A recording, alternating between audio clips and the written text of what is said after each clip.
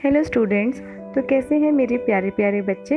आशा करती हूँ आप सभी अपने घर पर सुरक्षित और स्वस्थ होंगे।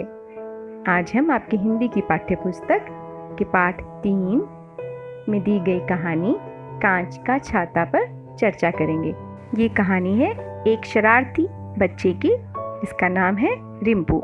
रिम्पू के दादाजी एक वैज्ञानिक थे जो पिछले 2 वर्षों से अपने कमरे में एक आविष्कार पर कार्य कर रहे थे। दादाजी के कमरे में किसी को भी जाने की आज्ञा नहीं थी। रिम्पू कई बार छिपकर भी उस कमरे में जाने का प्रयास कर चुका था, पर हर बार पकड़ा जाता। एक दिन उसके दादाजी को किसी काम से दिल्ली के लिए जाना पड़ा। दादाजी जाते हुए बस ये कह गए कि वह 2 दिन में लौट आएंगे। रिम्पू उनके कमरे में जाना चाहता था, परंतु उसकी माताजी ने उसे रोक दिया। शाम को जैसे ही नानी का फोन आया और उन्हें पता चला कि नाना जी की तबीयत ठीक नहीं है, तो उसकी माँ को रिम्पू को घर पर ही छोड़कर नानी के पास जाना पड़ा। क्योंकि रिम्पू की परीक्षा थी, इसलिए वह साथ में नहीं गया और घर पर ही घर का ध्यान रखने के लिए छोड़ दिया गया। माँ के जाने के बाद रिम्पू चोरी छुपे खिड़की के रास्ते से उस कमरे में दाखिल हुआ। दादाजी के कमरे में उसे एक छाता दिखाई दिया जिस पे कुछ बटन बने थे। वह छाता कांच का था और उसमें नीले रंग का प्रकाश दिख रहा था। रिम्पू ने वह छाता उठाया और जैसे ही उसको खोला, उसमें बहुत तेज बिजली कड़की और तेज हवा के साथ हल्की बारिश शुरू हो गई। रिम्पू समझ गया कि हो ना हो ये छाते का कमाल है। वहां पर एक और बटन देखा। उस बटन को दबाते ही बारिश की रफ्तार तेज हो गई। रिम्पू ने सोचा, क्यों ना बारिश की रफ्तार को और तेज कर दूं, तो स्कूल की छुट्टी हो जाएगी और वह परीक्षा से भी बच जाएगा। ऐसा सोचकर उसने गति बढ़ाने वाले बटन को सबसे ऊपर कर दिया और तेज बारिश शुरू हो गई। परंतु उस वजह से सभी जगह पर पानी भरना शुरू हो गया। पानी बढ़ता जा रहा था और इतना ज्यादा कि उसका घर भी डूबने वाला था। पानी इतना ज्यादा बढ़ गया था, रिम्पू को डर लगने लगा।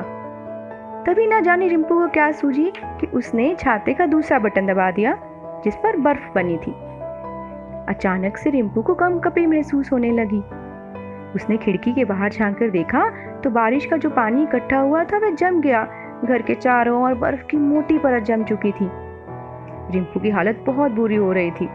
छाता बंद नहीं हो रहा था। उसे अपने के लिए पछतावा भी हो रहा था। पूरा शहर गर्मी के मौसम में ठंड से कांप रहा था। तभी उसने कुछ सोचा और छाते पर लगा सूरज का बटन दबा दिया। इससे आसपास की बर्फ पिघलने लगी।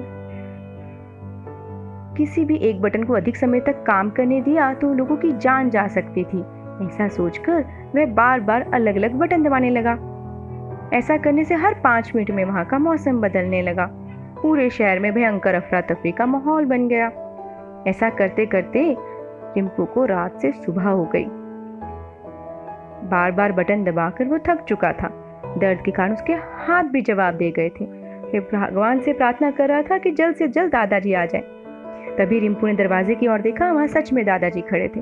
दादाजी को सामने देखकर रिम्पू अपनी गलती की क्षमा मांगने लगा। दादाजी ने उसके हाथ से छाता लिया और सिरे पे बना एक बटन को दबाया। ऐसे करते ही मौसम स्थिर हो गया। रिम्पू ने चैन की सांस ली और वह दादाजी को गले लगाकर जोर से रोने लगा।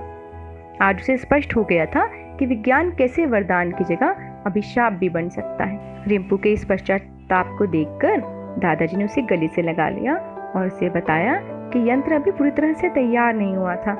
वह दिल्ली इसी के लिए एक मीटर लेने गए थे। उन्होंने कहा कि वे जल्द ही इसको बना देंगे और ये हमारे नियंत्रण में रहेगा। उनके बाद भी यह हमारे लिए वरदान बनेगा या अभिशाप, ये उसके प्रयोग पर ही निर्भर करता है। बच्चों, इस कहानी से हमने सीखा कि विज्ञान हमारी सहायता के लिए है, परंतु उसे अभिशाप बनाना है या वरदान, वह हमारे हाथ में ही है। हम किस प्रकार से विज्ञान का उपयोग करते हैं अपनी तरक्की के लिए या अपने पतन के लिए, केवल हम पर निर्भर करता है।